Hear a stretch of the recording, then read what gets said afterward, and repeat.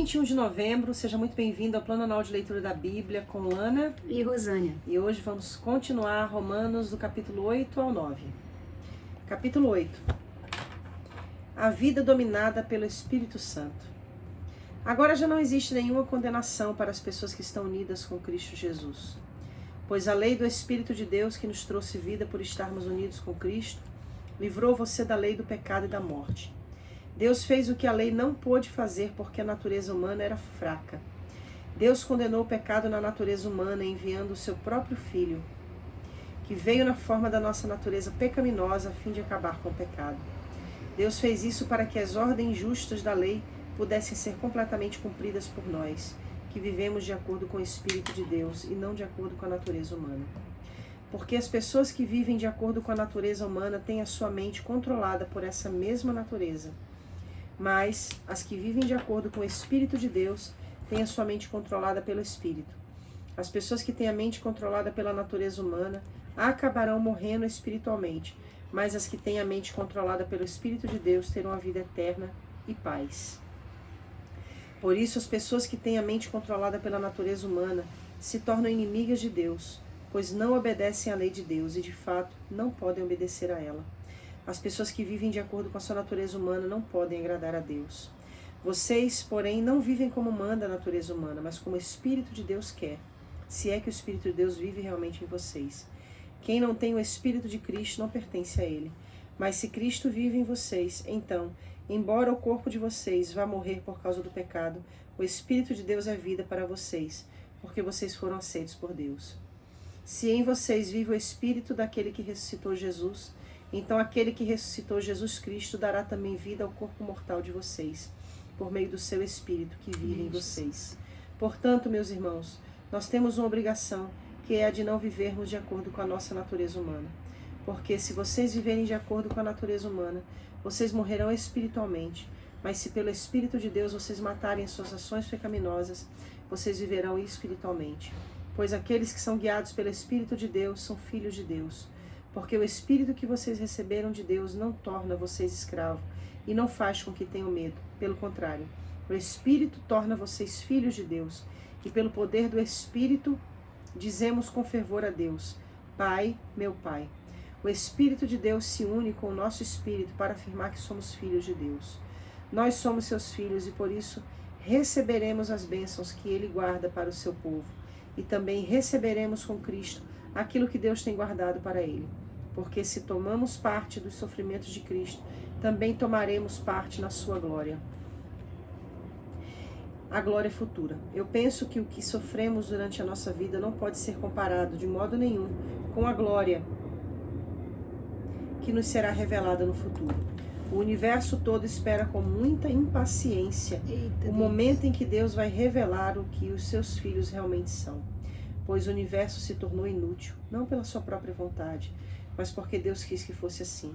Porém existe esta esperança: um dia o próprio universo ficará livre do poder destruidor que o mantém escravo e tomará parte na gloriosa liberdade dos filhos de Deus. Pois sabemos que até agora o universo todo geme e sofre como a mulher que está em trabalho de parto.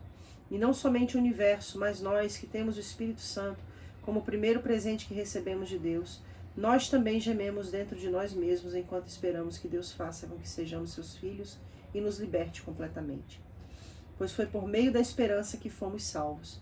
Mas, se já estamos vendo aquilo que esperamos, então isso não é mais uma esperança.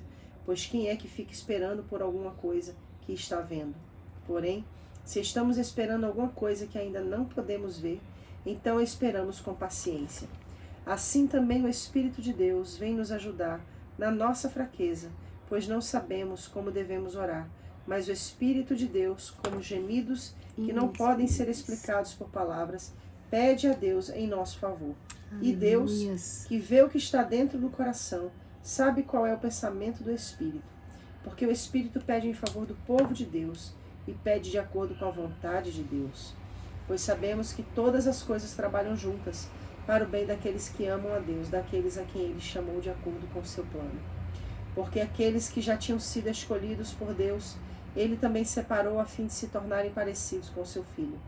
Ele fez isso para que o Filho fosse o primeiro entre muitos irmãos. Assim Deus chamou o que havia separado. Não somente os chamou, mas também os aceitou. E não somente os aceitou, mas também repartiu a sua glória com ele. O amor de Deus que é nosso por meio de Cristo. Diante de tudo isso, o que mais podemos dizer? Se Deus está do nosso lado, quem poderá nos vencer? Ninguém.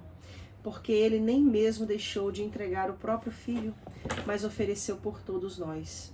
Se Ele nos deu seu Filho, será que não nos dará também todas as coisas?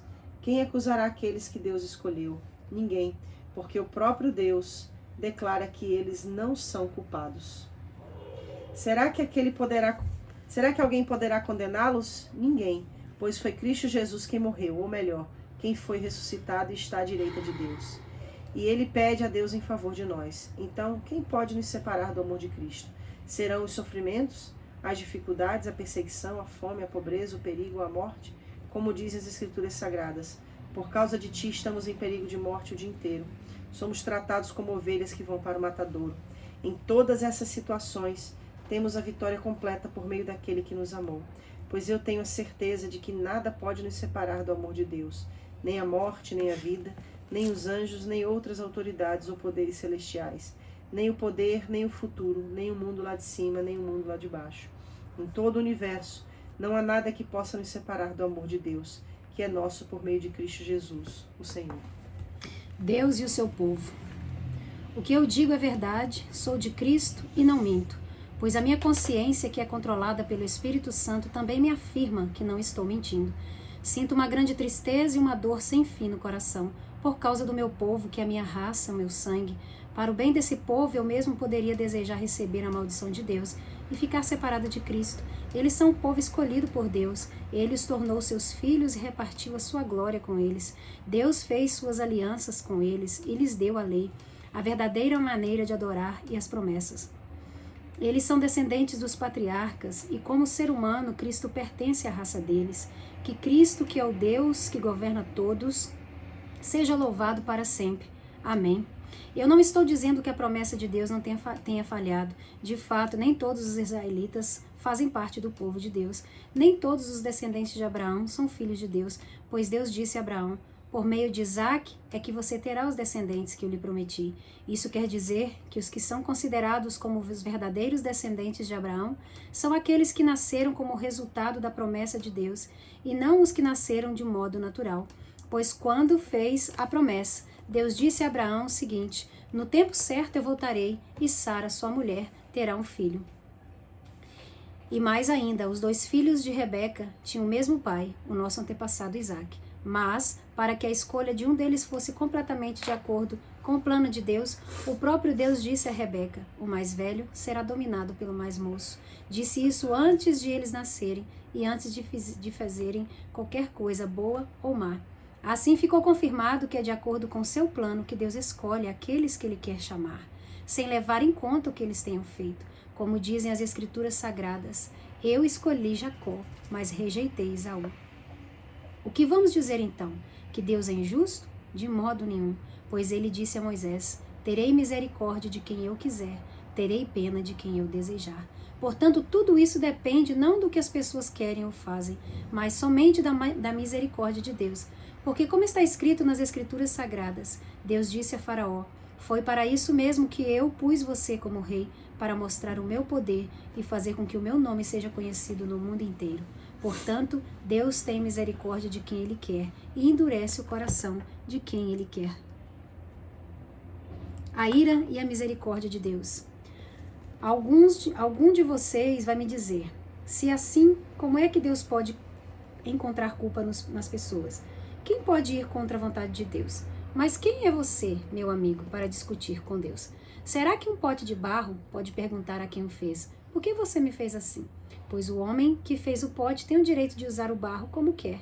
Do mesmo barro, ele pode fazer 2 potes, um pote para uso especial e outro para uso comum. E foi isso que Deus fez. Ele quis mostrar a sua ira e tornar bem conhecido o seu poder.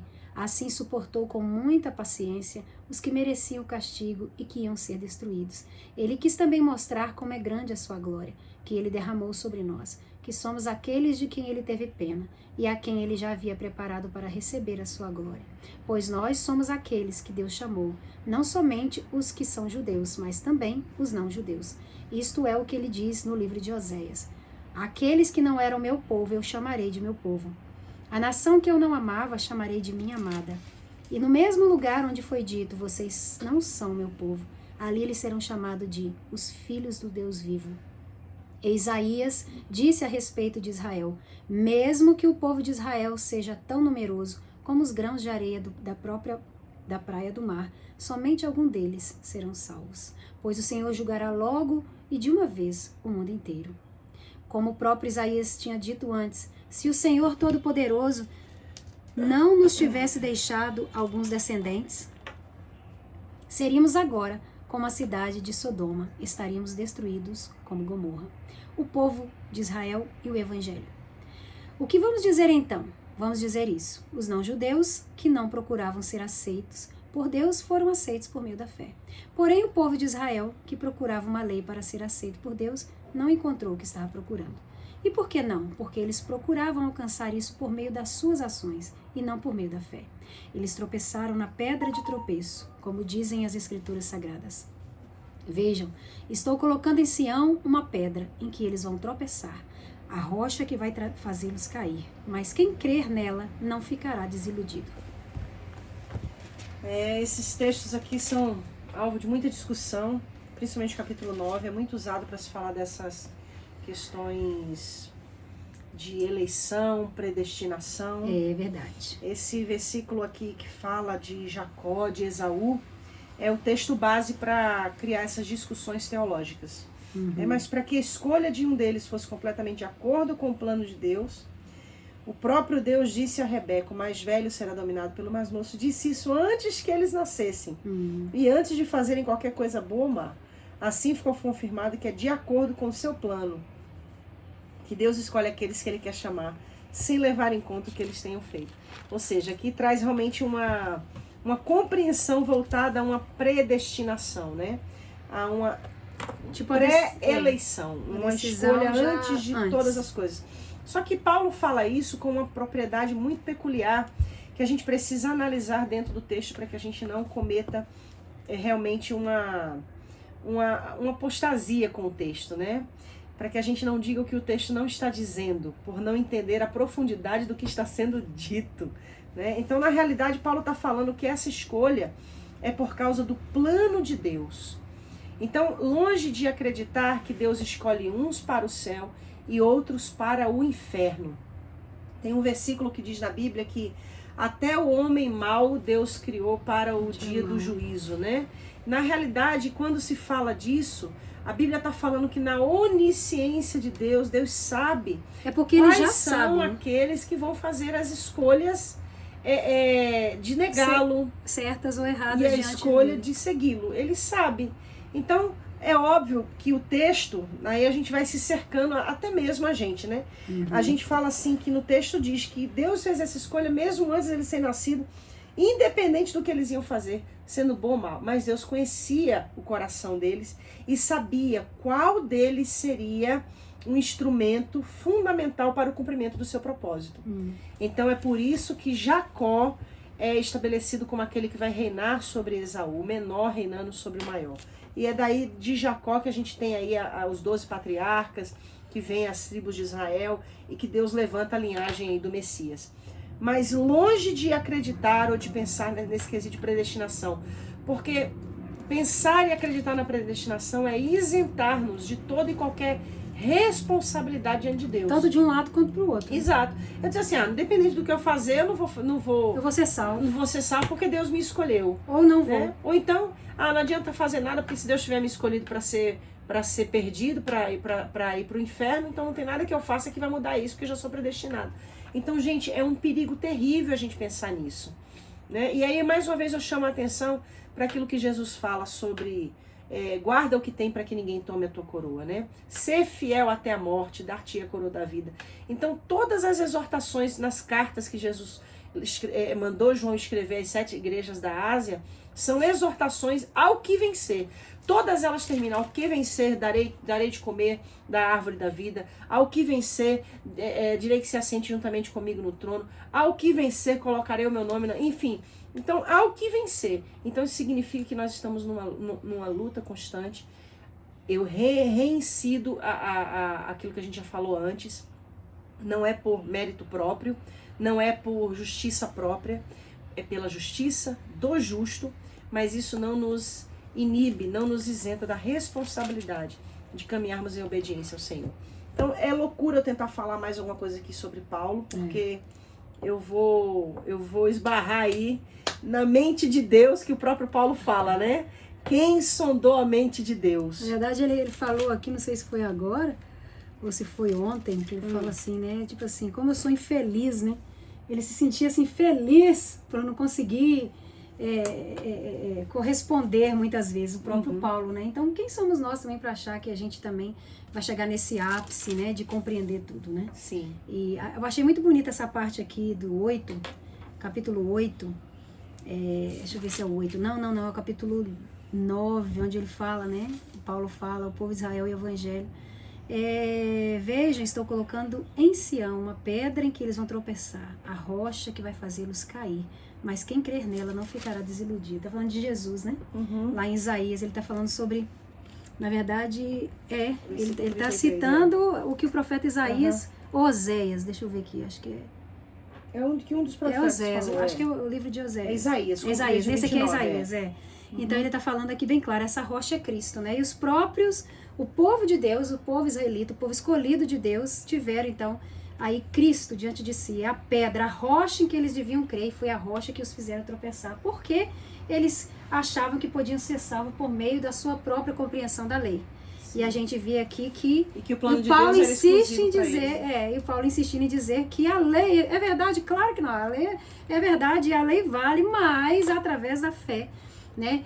Da fé em quem? Da fé na rocha inabalável, né? A rocha que foi rejeitada. Na rocha que foi rejeitada. Então aqui ele fecha dizendo que quem crer nela não ficará desiludido. Graças a Deus, Cristo abriu o caminho aí para nós, né? E somos hoje filhos do Deus vivo, como diz a palavra de Deus. Amém. Amém. Olha que essa palavra entre na sua vida. Amém. E se a gente pode deixar um versículo-chave da leitura de hoje, que seja que Paulo fala no capítulo 8. Em todas essas situações temos a vitória completa por meio daquele que nos amou. Versículo 37. Pois eu tenho certeza de que nada pode nos separar do amor de Deus. Glória a Deus. Que nada separe você do amor de Deus. Porque não existe nada nesse mundo que possa valer a pena ou compensar a perda da promessa. E a promessa é Ele. A rocha. Amém? Deus abençoe.